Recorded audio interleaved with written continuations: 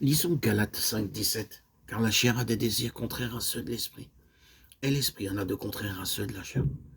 Ils sont opposés entre eux, afin que vous ne fassiez point ce que vous voudriez. Puis les versets 19, 20, 21.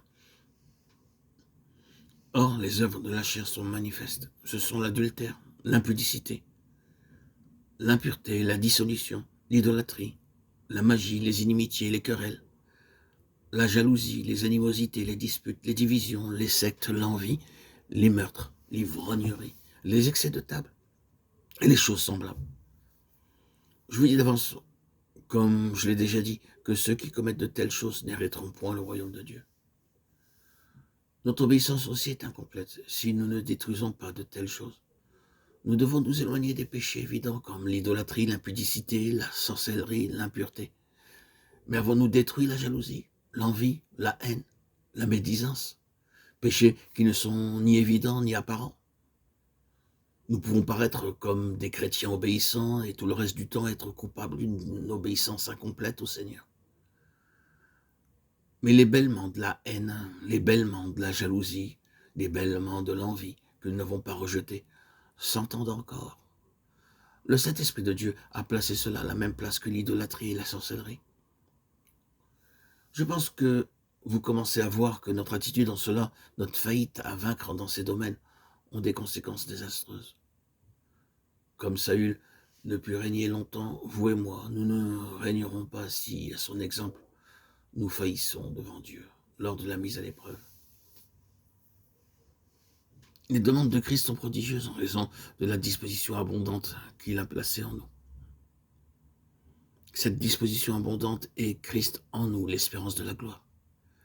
Dieu ne moissonne pas là où il n'a pas semé, mais étant venu habiter en nous, Dieu dit, non pas votre force, mais mon esprit. C'est pourquoi la parole de Dieu dit, si vous détruisez par l'esprit les œuvres de la chair, vous vivrez. Tous ceux qui sont conduits par l'esprit de Dieu sont les fils de Dieu. Nous avons à nous examiner nous-mêmes pour voir quelle est la nature de notre obéissance. Sommes-nous des gens qui tremblons à la parole de Dieu? Sommes-nous prêts à obéir dans tous les domaines que le Saint-Esprit nous montre aujourd'hui?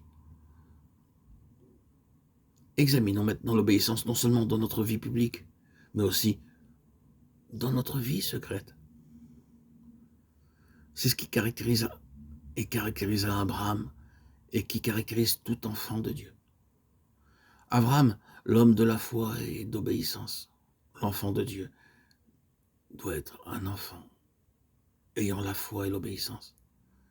Lorsqu'Abraham commença à sa marche spirituelle avec Dieu, il marcha par la foi. Va-t'en de ton pays, de ta patrie et de la maison de ton père. Genèse 12, 1. Et pour marcher selon la foi, il dut être obéissant.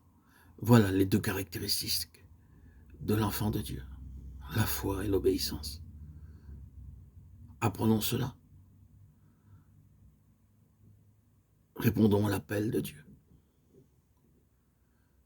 Dieu veut nous discipliner. Dieu veut nous conduire, nous donner accès au royaume.